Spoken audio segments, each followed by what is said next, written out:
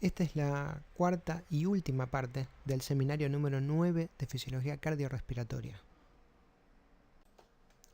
Christian Bohr, el padre de Niels Bohr, el famoso físico y premio Nobel, era médico e investigador y desarrolló un método para estimar el volumen del espacio muerto fisiológico a partir de la concentración exhalada de dióxido de carbono comparándola con la presión alveolar del mismo. El principio en el que se basa esto es que el aire ambiental es muy escaso en dióxido de carbono, prácticamente no hay, y en el aire alveolar el dióxido de carbono es abundante. Y esto tiene la ventaja con respecto al método de Fowler de que el dióxido de carbono que hay en el aire alveolar no solo me va a hablar de mezcla con el aire atmosférico, sino que además me está hablando de hematosis, de intercambio con la sangre. Ese dióxido de carbono no se origina en el alvéolo, se origina en los tejidos. Es la consecuencia de la respiración interna a nivel mitocondrial en los tejidos. El método va a consistir en comparar el aire exhalado, la cantidad de dióxido de carbono que tiene, con el dióxido de carbono que hay en la sangre, que es un equivalente, el de la sangre arterial, a la presión alveolar de dióxido de carbono. Y básicamente consiste en realizar una inspiración normal, un volumen corriente, 500 mililitros. Previamente venía ventilando aire ambiental también, es lo mismo, es una ventilación cualquiera. Recogemos el aire exhalado y comparamos la concentración de dióxido de carbono que tiene este aire con la presión que hay en el alvéolo, que es la presión arterial de dióxido de carbono. Esta relación nos va a demostrar qué proporción de lo exhalado corresponde al espacio muerto. El principio detrás es básicamente el mismo que en el caso anterior. Al inspirar, uno incorpora 500 mililitros de aire fresco. Los alvéolos también reciben 500 mililitros, pero no de aire fresco totalmente. Los primeros 150 mililitros que entran a los alvéolos era el aire que había quedado atrapado en el espacio muerto anatómico. Ese aire tiene la misma concentración que al final de la expiración previa tenían los alvéolos, el aire alveolar.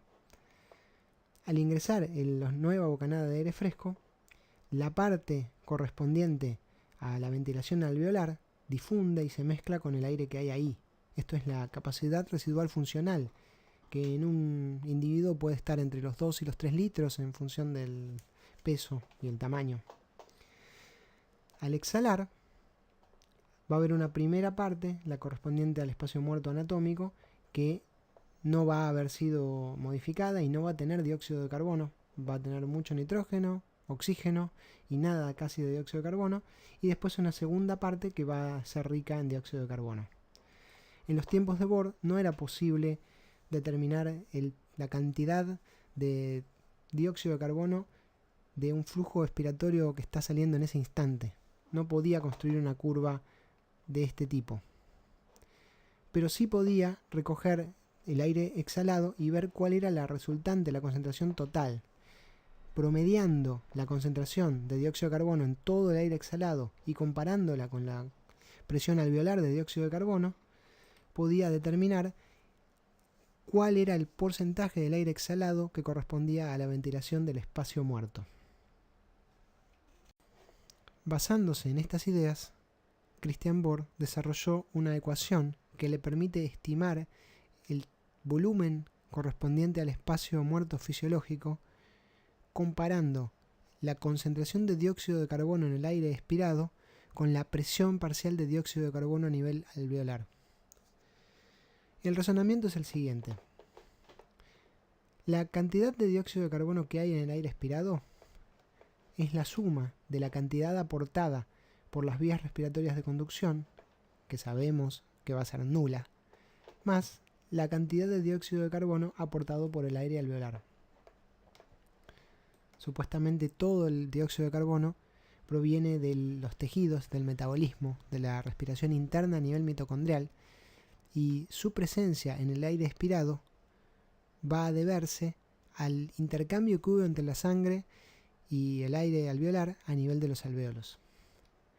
Esta misma ecuación la podemos escribir así: volumen expirado por la concentración de dióxido de carbono en el aire expirado es igual a la suma entre el volumen del espacio muerto, la T en inglés es dead, de espacio muerto, por la concentración de dióxido de carbono en el espacio muerto, este valor va a ser 0, por lo tanto esto todo va a ser 0, más el volumen correspondiente al dióxido de carbono alveolar, que lo escribimos como el volumen expirado total, mixto, menos el volumen del espacio muerto, por la concentración alveolar de dióxido de carbono.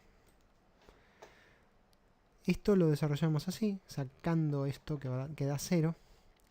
Y a continuación, como concentraciones y presiones parciales son equiparables y la constante que las equipara en el gas alveolar y en el gas expirado es la misma, porque ambos gases se encuentran a la misma temperatura y tienen las mismas características de humectación, entonces directamente reemplazamos concentraciones por presiones parciales.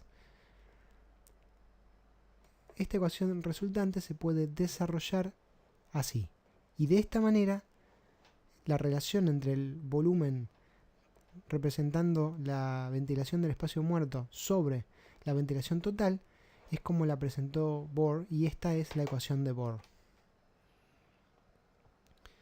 Para quien tenga dudas cómo se llega matemáticamente de esto a esto, yo la resolví de esta manera. Simplemente dejo la imagen para que lo vean. Si probamos esta ecuación poniéndole números, vemos que es bastante intuitiva. Los valores normales de 40 milímetros de mercurio a la presión alveolar de dióxido de carbono y 28 milímetros de mercurio a la presión expirada de dióxido de carbono arrojan una relación del 30%.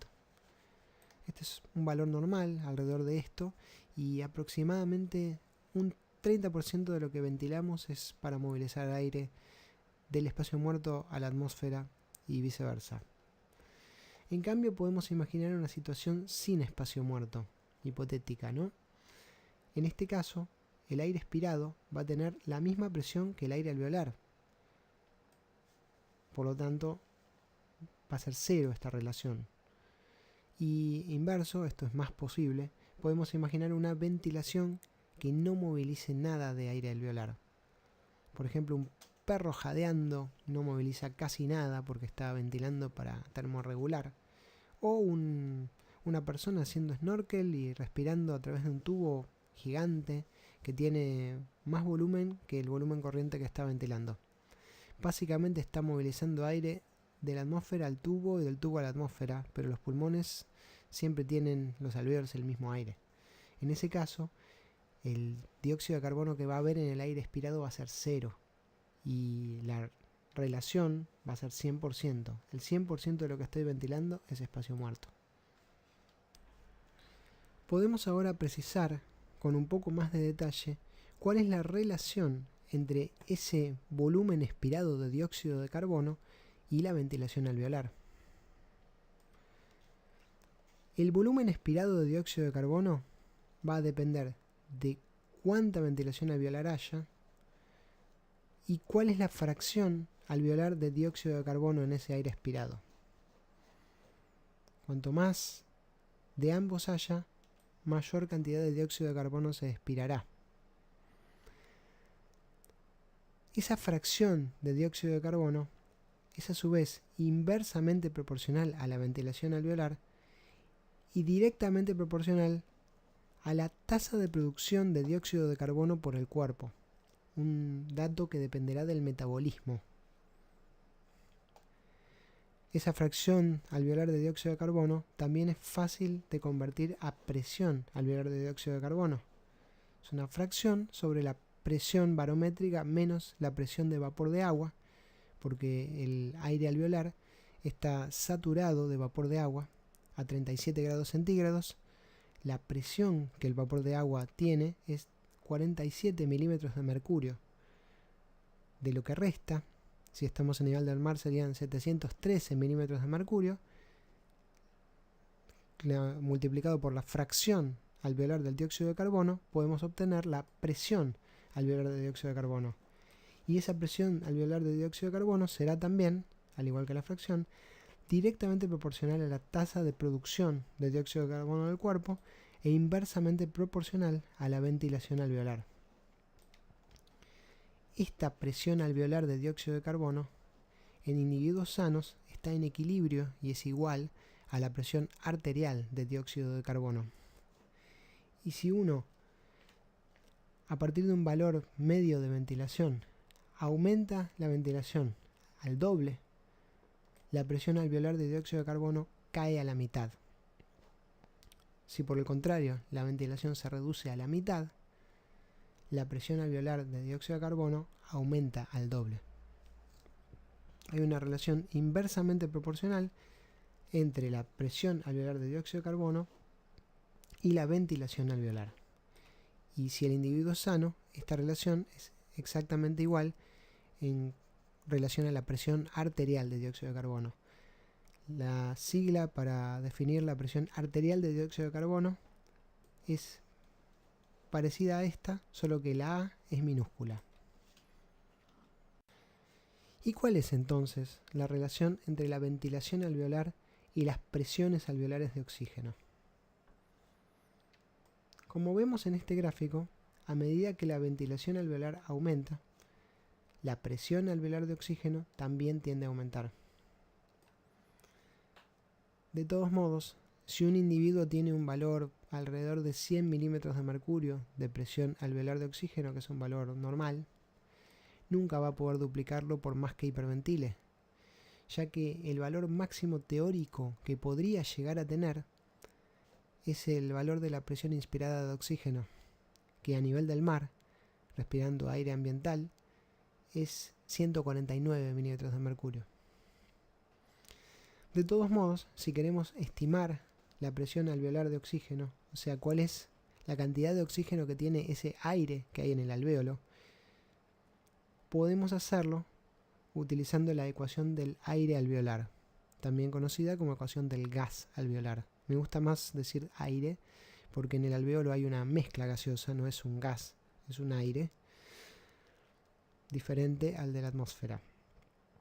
En esta ecuación tratamos de deducir cuánto queda de esos 149 milímetros de mercurio de oxígeno que son la presión inspirada de oxígeno, cuando ya se mezcló con el aire preexistente y ya difundió a los tejidos. No podemos saber cuánto oxígeno difundió desde el interior del alvéolo hacia la sangre. Directamente no lo podemos medir, pero indirectamente podemos calcularlo entendiendo que el dióxido de carbono que el alvéolo libera no viene de la atmósfera, viene de adentro del cuerpo y fue producido utilizando ese oxígeno que el cuerpo extrajo.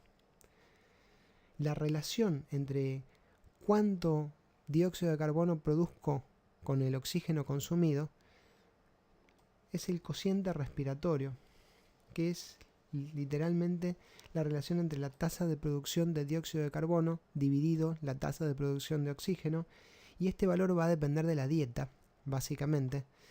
En un individuo con dieta totalmente de hidratos de carbono sería 1, y a medida que es una dieta mixta y empezamos a incorporar más proteínas y grasas, baja y es 0,82, por ejemplo, un valor medio. Podemos restarle a la fracción inspirada de oxígeno, a la presión inspirada de oxígeno, podemos restarle ese valor de presión alveolar de dióxido de carbono corregido por este cociente respiratorio, y con eso tenemos una aproximación de cuánto oxígeno difundió desde el alvéolo hacia la sangre. Entonces la ecuación del aire alveolar me da una presión alveolar aproximada, idealizada de oxígeno promedio de todos los alvéolos, y es básicamente la presión inspirada de oxígeno, que es la fracción inspirada por lo que queda entre la presión barométrica menos la presión de vapor de agua, que a 37 grados es 47 milímetros de mercurio, ya hemos hablado de esto. Todo esto es la presión inspirada de oxígeno, menos la presión alveolar de dióxido de carbono, que en un individuo sano es igual a la presión arterial de dióxido de carbono, sobre el cociente respiratorio, que dependerá de la dieta, y en un promedio con dieta mixta mediterránea es 0,82. ¿Qué pasa entonces con la presión arterial de oxígeno una vez que difunde desde los capilares pulmonares y entra en el circuito sistémico? Muchas veces, por simplificación, se consideran prácticamente iguales la presión alveolar y la presión arterial de oxígeno, pero la verdad es que es unos milímetros de mercurio más baja la presión arterial de oxígeno que la presión alveolar. Es cierto que en la mayor parte de los alvéolos se llega a un equilibrio entre la presión de oxígeno alveolar y la presión en el capilar, pero hay algunos sectores en los que la relación ventilación-perfusión no es la ideal. También hay una mezcla derecha-izquierda a nivel del circuito de las arterias bronquiales, y también hay algunos sectores del pulmón donde quizá la difusión no es la óptima. Lo más importante es la alteración ventilación-perfusión normal, fisiológica, por lo que no es totalmente eficiente el sistema y se pierden algunos milímetros de mercurio. Igualmente, el valor se mantiene a lo largo de los grandes vasos y también hasta llegar a las arteriolas, y recién cae dramáticamente en los capilares sistémicos, donde empieza a pasar a los tejidos y queda en un valor mínimo que en sangre venosa mixta ronda los 40 milímetros de mercurio, y es el valor que tiene cuando después vuelve por los capilares pulmonares a oxigenarse una vez más en esa difusión que hay en el alvéolo. Y para finalizar, propongo que analicemos cómo va cayendo la presión de oxígeno desde la atmósfera hasta la mitocondria. Si estamos a nivel del mar, la presión atmosférica es de 760 milímetros de mercurio y la fracción de oxígeno es del 21%, la presión atmosférica, presión parcial de oxígeno, es de 159 milímetros de mercurio. La primera caída la hace al entrar a la tráquea. Como dijimos ya, el aire traqueal humecta, calienta ese aire que entra, por lo tanto ya la presión parcial de oxígeno es un 21% del espacio que le dejaba el vapor de agua, es un 21% de 713 milímetros de mercurio y ya cayó de 159 a 149. Después, a nivel del alvéolo, como vimos, se mezcla con el aire alveolar, difunde el oxígeno hacia las arterias, está en equilibrio. Esto es lo que calculábamos con la ecuación del gas alveolar. Cayó otra vez bastante, ahora está apenas por encima de 100, supongamos 104 milímetros de mercurio. Después, a nivel arterial sistémico, cae un poquito más por esas tres razones que recién describimos. Y luego, en los capilares, cuando llega a los tejidos, cae mucho más. Esto es variable, no va a ser lo mismo un vaso subcutáneo que un vaso en las coronarias o en el cerebro. Pero bueno, un término medio rondaría una caída a 40 milímetros de mercurio en la presión de oxígeno en el extremo venoso del capilar. Desde aquí a la mitocondria cae más, cae prácticamente a cero, y esto es lo que está estableciendo el verdadero gradiente de presión. La respiración es una reacción química que ocurre adentro de la mitocondria, y toda la respiración externa son los diferentes procesos que le llevan a esa mitocondria de cada uno de nuestros tejidos el oxígeno para que oxide glucosa y haga a partir de ella ATP y dióxido de carbono.